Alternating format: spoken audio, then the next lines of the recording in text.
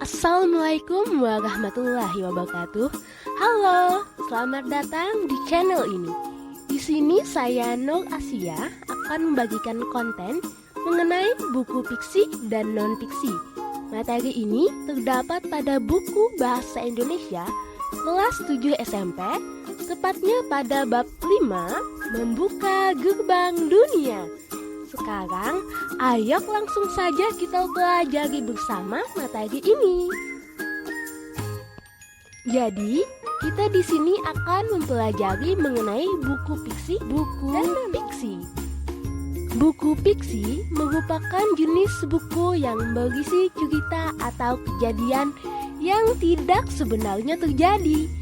Ide cerita buku fiksi berasal dari khayalan atau imajinasi penulis. Bahasa yang digunakan biasanya bahasa kiasan atau bersifat konotatif. Ciri-ciri buku fiksi antara lain sebagai berikut. Pertama, menggunakan gaya bahasa dan majas dalam ceritanya. Kedua, menggunakan kata-kata yang bersifat konotatif. Dan ketiga, isi cerita berupa imajinasi atau khayalan dari penulis. Kemudian, contoh buku fiksi yaitu ada komik, dongeng, dan novel. Selanjutnya, kita akan membahas buku non-fiksi. Buku non-fiksi merupakan jenis buku yang berisikan kejadian sebenarnya yang disampaikan menurut pendapat, opini, atau kajian penulis. Buku non-fiksi merupakan buku yang dibuat berdasarkan fakta dan kenyataan. Buku non-fiksi sering dijadikan sebagai sumber informasi oleh para pembaca karena isi buku ini berupa fakta-fakta yang diperoleh dari pengamatan dan data. Ciri-ciri buku non-fiksi antara lain: pertama, isi buku berupa ide baru atau menyempurnakan ide yang sudah ada. Kedua, isi buku ditulis berdasarkan fakta yang diperoleh dari percobaan. Ketiga, gaya bahasa yang digunakan formal dan baku. Keempat, kata yang digunakan bersifat denotatif atau makna yang sebenarnya. Dan keempat, tulisan berbentuk ilmiah populer. Kemudian, contoh buku non-fiksi yaitu ada kamus, biografi, dan ensiklopedia. Selanjutnya, kita akan membahas mengenai apa itu buku bergambar. Secara sederhana, buku bergambar adalah buku cerita yang disajikan dengan menggunakan teks dan ilustrasi atau gambar yang biasanya ditujukan kepada anak-anak. Artinya, pembaca utamanya di sini adalah anak-anak atau remaja.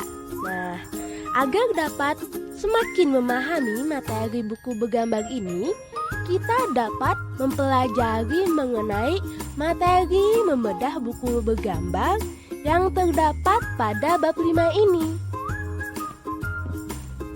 Pada materi membedah buku bergambar, kita akan belajar mengenai pertama, yaitu mengamati gambar untuk memprediksi cerita. Saat membaca buku bergambar, langkah pertama yang perlu dilakukan adalah mengamati gambar-gambar yang ada di dalamnya. Gambar-gambar ini dapat memberikan petunjuk tentang apa yang mungkin terjadi dalam cerita tersebut. Dengan memprediksi cerita tersebut, kita dapat mengembangkan imajinasi dan membangun harapan kita terhadap jalan cerita yang akan diungkapkan dalam buku tersebut. Beberapa cara yang bisa dilakukan untuk mengamati gambar dan memprediksi cerita antara lain: pertama, melihat ekspresi wajah tokoh dalam gambar dan mencoba menebak emosi apa yang sedang dia rasakan. Kedua, mengamati lingkungan di sekitar tokoh dan membuat dugaan tentang situasi cerita. Ketiga, menyusun tebakan cerita berdasarkan gambar-gambar yang ada. Selanjutnya, kita akan belajar mengenai memahami suasana cerita dan emosi tokoh dalam buku bergambar. Pertama, suasana cerita. Suasana cerita atau yang biasa disebut dengan latar suasana merupakan salah satu dari macam-macam latar cerita yang menunjukkan bagaimana kondisi batin tokoh atau pelaku di dalam cerita. Di dalam suasana ini biasanya juga memuat bagaimana situasi dan kondisi lingkungan tokoh tersebut berada. Meski demikian, latar suasana ini kebanyakan tidak dijelaskan atau dituliskan secara detail dan gamblang pada sebuah cerita. Latar suasana biasanya disampaikan secara deskriptif di dalam sebuah karya sastra.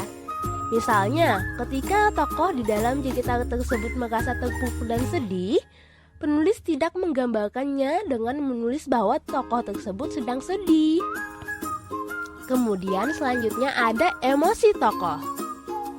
Terdapat beberapa jenis emosi yang biasanya tampak pada tokoh-tokoh dalam cerita, seperti rasa bersalah, malu, sedih, cinta, bahagia, benci, marah, takut, iri, dan lain-lain. Setiap gambar dalam buku bergambar menyampaikan suatu pesan atau informasi kepada pembaca melalui emosi yang ditampilkan oleh tokoh dalam cerita. Pemahaman terhadap emosi dan suasana cerita dapat membantu kita lebih terlibat dalam cerita dan memahami motivasi tokoh dalam cerita tersebut. Beberapa cara untuk memahami suasana cerita dan emosi tokoh antara lain: pertama, mengamati ekspresi wajah tokoh dalam gambar dan mencoba merasakan emosi yang ditampilkan. Kedua, membaca dialog tokoh dan memahami konteks pembicaraan. Ketiga, mengamati penggunaan warna dalam ilustrasi dan memperhatikan apakah warna tersebut menggambarkan suasana cerita yang ceria, suram, atau misterius. Baik, itu saja materi yang saya sampaikan pada pertemuan kali ini. Apabila ada kesalahan kata, saya mohon maaf. Wassalamualaikum warahmatullahi wabarakatuh. Terima kasih telah menyaksikan.